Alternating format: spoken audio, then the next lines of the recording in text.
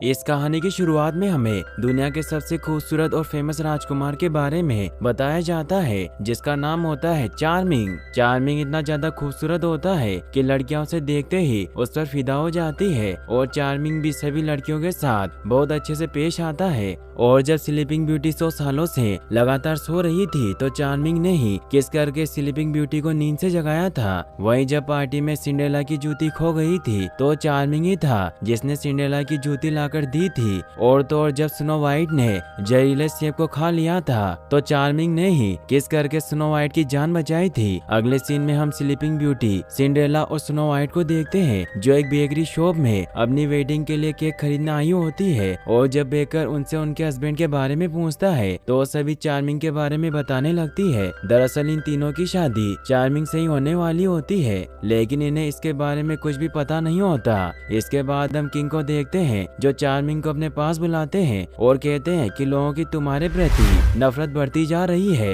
इसीलिए चार्मिंग कहता है कि इसमें मेरी क्या गलती है, ये सब तो शराब की वजह से हो रहा है। दरअसल चार्मिंग को एक शराब मिला होता है कि जो भी लड़की उसे देखेगी वो चार्मिंग से प्यार करने लगेगी। चार्मिंग की बात सुनकर किंग बोलते हैं कि अब तुम्हारे शराब को खत्म करने का समय आ गया है, क्योंकि अगर हमने तुम्हारे किसी बर्थडे के पहले इस शराब को नहीं तोड़ा गया तो फिर कभी भी इसे खत्म नहीं किया जा सकेगा। और अब चार्मिंग के 21वें बर्थडे में सिर्फ 3 दिन ही बचे होते हैं। दरअसल शराब को तोड़ने के लिए चार्मिंग को अपने सच्चे प्यार को किस करना पड़ेगा, लेकिन शराब की वजह से चार्मिंग को देखते ही सभी लड़कियां उससे प्यार करने लगती है। ऐसे में चार्मिंग का अपना सच्चा प्यार ढूंढना बहुत ही मुश्किल काम होता है। इस पर किंग चार्मिंग को फायर माउंटेन पर जाने को कहते हैं, क्योंकि उन्हें भी अपना सच्चा प्यार वहीं पर मिला था। इसके बाद किंग चार्मिंग को बताते हैं कि किस प्रकार जब उन्होंने फायर माउंटेन पर जाकर अपने सच्चे प्यार को हासिल किया तो ये बात उनकी बेस्ट फ्रेंड नेमेनी को बिल्कुल भी पसंद नहीं आई, क्योंकि नेमेनी किंग से बहुत प्यार करती थी। इसके बाद नेमेनी ने किंग से अपने प्यार का बदला लेने के लिए ब्लैक मैजिक सीखना शुरू कर दिया।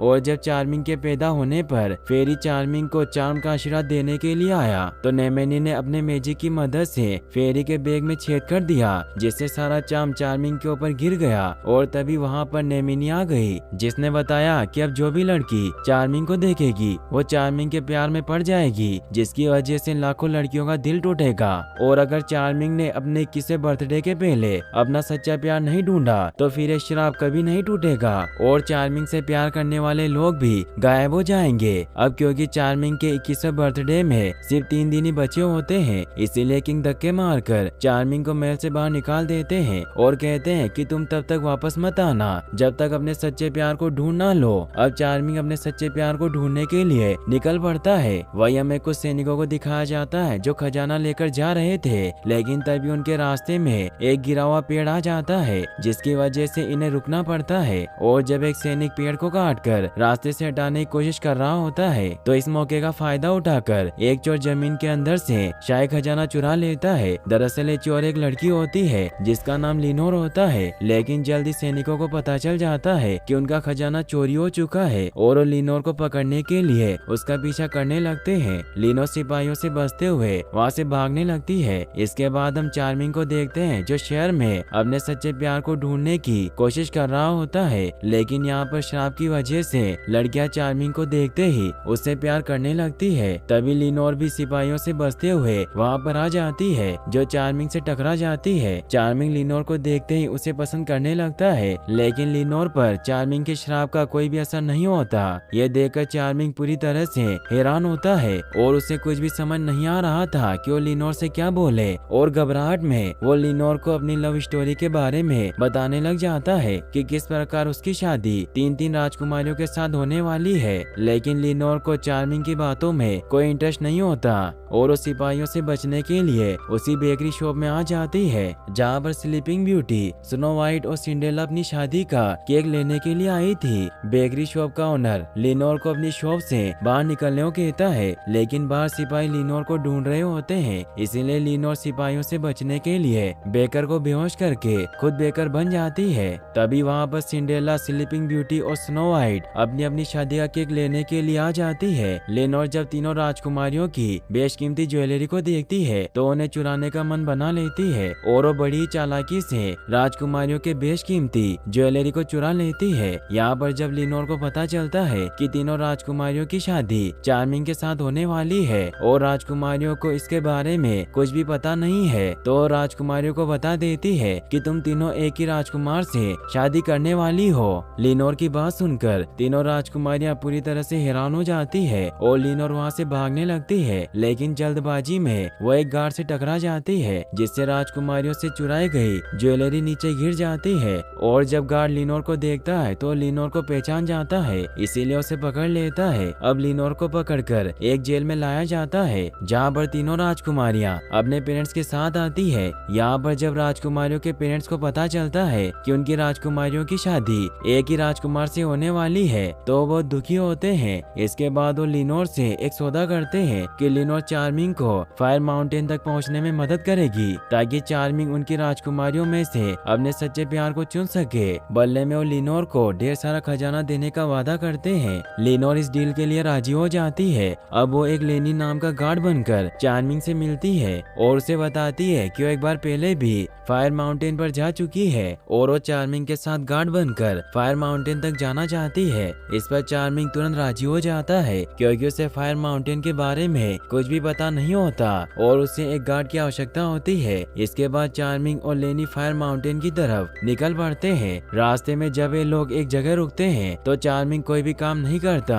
क्योंकि वो एक राजकुमार होता है और जब लेनी चार्मिंग से इसकी वजह पूछती है तो चार्मिंग बताता है कि मैं इसलिए कुछ नहीं करूँगा क्योंकि मैं एक राजकुमार हूँ और तुम एक चोर हो। इसके बाद चार्मिंग लेनी को अपने साथ लाया खजाना दिखाता है। अब लेनी अपने तीर से कुछ पक्षियों का शिकार करती है जिनको खाकर ये अपना पेट भरते हैं। अब बातों ही बातों में चार्मिंग लेनी को अपने श्राप के बारे में बताता है कि किस प्रकार श्राप की वजह से जो भी लड़की उसे देखती है वो उससे प्यार करने लगती है और इस श्राप को खत्म करने के लिए चार्मिंग को अपना सच्चा प्यार ढूंढना पड़ेगा, जिसके लिए उसे 3 खतरनाक मिशन को पार करके फायर माउंटेन पर जाना पड़ेगा। वहीं दूसरी तरफ हम नेमेनी को देखते हैं जो अपने ब्लैक मैजिक का इस्तेमाल करके चार्मिंग को देख रही होती है और बोलती है कि जल्दी चार्मिंग शराब के फाइनल असर को देखेगा। अब रास्ते में चार्मिंग लेनी से उसके बारे में पूछता है, लेकिन लेनी अपने बारे में ज्यादा कुछ नहीं बताती और सिर्फ इतना बताती है कि उसका जन्म एक समुद्र के पास हुआ था और उसके डैड ने एक ही बात सिखाई है कि कभी भी किसी अनजान व्यक्ति पर विश्वास नहीं करना चाहिए। अब बातें करते हुए ये लोग एक रहस्यमय जंगल में आ जाते हैं जहाँ पर आदमखोर बेलें इनके ऊपर हमला कर देती है। आदमखोर बेलों को देखकर लेनी उनसे लड़ने की कोशिश करती है, लेकिन जब वो देखती है कि चार्मिंग एक राजकुमार होते हुए भी लड़ाई करना नहीं जानता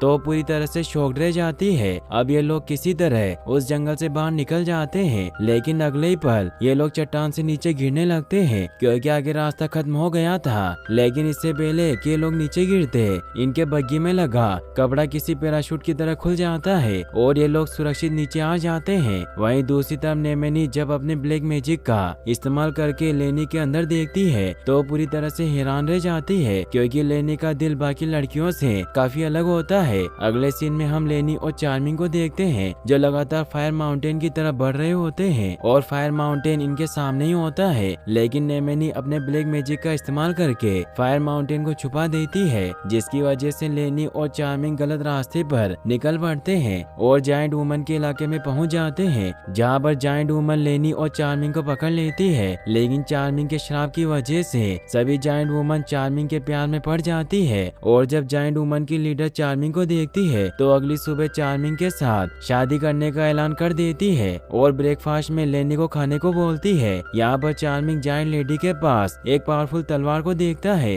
वहीं दूसरी तरफ लेनी को जायंट वुमन के कबीले की जादूगरनी बताती है कि जल्दी उसे किसी से सच्चा प्यार होने वाला है। जादूगरनी की बात सुनकर लेनी अपने साथ चार्मिंग को इमेजिन करने लगती है क्योंकि कहीं न कहीं अब लेनी भी चार्मिंग से प्यार करती है। अब रात में जब सभी जायंट लेडी सो जाती है तो चार्मिंग चुपके से किसी तरह लीडर जायंट लेडी की तलवार चुराकर लेनी के पास आ जाता है और लेनी के साथ वहाँ से भागने लगता है। लेकिन इसी दौरान जादूगरनी की नींद खुल जाती है और वो चार्मिंग को लेनी के साथ भागते हुए देखकर सभी जायंट लेडी को जगा देती है और अब सभी जायंट लेडी मिलकर चार्मिंग और लेनी का पीछा करने लगती है और वो इन्हें पकड़ने ही वाली होती है कि ये लोग एक पतली सी खाई में गिर जाते हैं जहाँ पर वो जायंट लेडी नहीं आ सकती है और इस प्रकार चार्मिंग लेनी के साथ किसी प्रकार बहुत मुश्किल से वहाँ से निकल जाता है। अगले सीन में हम नेमेनी को देखते हैं जो अपने ब्लैक मैजिक की मदद से चार्मिंग और लेनी को देख रही होती है और वो इस बात से बहुत गुस्सा होती है कि चार्मिंग लेनी के साथ जायंट लेडी से बच निकला। इसके बाद नेमेनी चार्मिंग को फायर माउंटेन तक पहुंचने से रोकने के लिए इनके रास्ते में बेशकीमती लाल रूबी को रख देती है और जब लेनी रास्ते में पड़े बेशकीमती लाल रूबी को देखती है तो खुद को रोक नहीं पाती और रूबी को उठा लेती है। लेकिन जैसे ही वो एक बड़े से रूबी को उठाती है वहाँ पर सारे पत्थर मिलकर एक जायंट मॉन्स्टर में तब्दील हो जाते हैं और वो मॉन्स्टर चार्मिंग और लेनी के ऊपर हमला कर देता है। वो किसी तरह उस मॉन्स्टर के वार से बच रहे होते हैं। चार्मिंग अपनी तलवार से मॉन्स्टर को मारने की कोशिश करता है लेकिन इसका कोई भी फायदा नहीं होता क्योंकि मॉन्स्टर बहुत ज्यादा ताकतवर होता है। अब मॉन्स्टर के साथ फाइट के दौरान चार्मिंग एक बात नोटिस करता है कि जायंट मॉन्स्टर उसे छोड़कर लेनी के पीछे पड़ा हुआ है क्योंकि उसी के पास वो बेशकीमती रूबी होती है और चार्मिंग समझ जाता है कि जायंट मॉन्स्टर उन्हें मारना नहीं चाहता,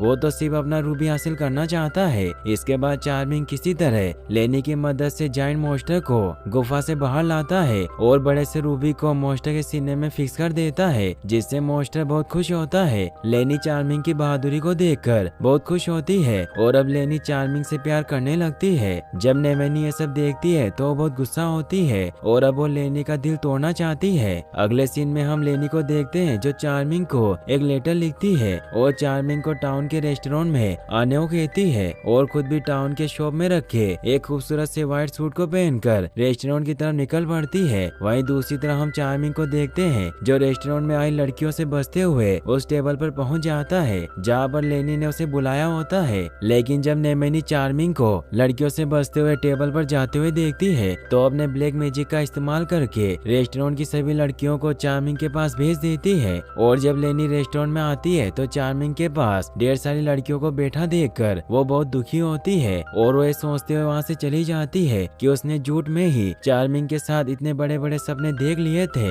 अगले दिन लेनी फिर से चार्मिंग के साथ फायर माउंटेन की तरफ निकल पड़ती है और जल्दी ये लोग उस जगह पर पहुंच जाते हैं जहाँ पर तीनों राजकुमारियों के पेरेंट्स इनका इंतजार कर रहे होते हैं। यहाँ पर वादे के मुताबिक तीनों राजकुमारियों के पेरेंट्स लेनी को ढेर सारा सोना देते हैं और अब लेनी भी चार्मिंग को अपनी असलियत बता देती है कि वो लेनी नहीं बल्कि लिनोर है जो सोने के लिए चार्मिंग के साथ फायर माउंटेन तक गई थी। लेकिन चार्मिंग को लिनोर की बातों से कोई फर्क नहीं पड़ता क्योंकि जब उसने पहली बार लिनोर को देखा था तभी से चार्मिंग लिनोर से प्यार करता है। लेकिन जब तीनों राजकुमारियों के पेरेंट्स को पता चलता है कि चार्मिंग उनकी राजकुमारियों से नहीं बल्कि लिनोर से प्यार करता है तो अपने सिपाहियों से कहकर चार्मिंग को पकड़वा लेता है। लेकिन चार्मिंग अभी भी लिनोर से कह रहा होता है कि वो दोनों एक दूसरे के लिए ही बने हैं, शायद इसीलिए किस्मत ने हमें दोबारा मिलाया है। चार्मिंग की बात सुनकर लिनोर चार्मिंग को बताती है कि किस प्रकार जब मैंने लेटर लिखकर तुम्हें टाउन के रेस्टोरेंट में बुलाया था तो तुम रेस्टोरेंट की बाकी लड़कियों के साथ फ्लर्ट कर रहे थे और अब मुझे तुम्हारी असलियत पता चल चुकी है, इसीलिए मेरा सच्चा प्यार ये खजाना ही है।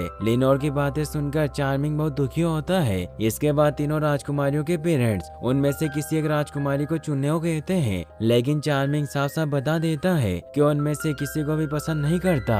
ये सुनकर तीनों राजकुमारियां बहुत दुखी होती है अब क्योंकि चार्मिंग को अपना सच्चा प्यार नहीं मिलता इसीलिए खुद को खत्म करने की सोचता है। अगले दिन चार्मिंग उन सभी लड़कियों को जिनके साथ कभी चार्मिंग ने फ्लर्ट किया था और जो चार्मिंग से प्यार करती है उन सभी को एक लेटर लिखता है जिसमें वो बताता है कि उनका प्यार सिर्फ एक शराब की वजह से हुआ था और अब चार्मिंग खुद को खत्म करके सभी को अपने शराब से मुक्त करना चाहता है। हालांकि किंग चार्मिंग को समझाने की कोशिश करते हैं कि वो ऐसा ना करे लेकिन कहीं न कहीं वो भी जानते हैं कि अगर अपने राज्य को फिर से एक खुशहाल राज्य बनाना है तो चार्मिंग को मरना ही पड़ेगा क्योंकि चार्मिंग के शराब की वजह से राज्य की सभी औरतें चार्मिंग से प्यार करती है जिससे उनके पति गुस्सा रहते हैं। अब चार्मिंग एक एक करके सभी लेटर उन लड़कियों को भेजना स्टार्ट कर देता है जिनके साथ कभी उसने फ्लर्ट किया था या जो चार्मिंग से प्यार करती है। अब लिनोर के पास भी एक लेटर आता है जिसे जब लिनोर पढ़ती है तो उसे पता चलता जाता है कि चार्मिंग आज फांसी लगाकर अपनी जान देने वाला है।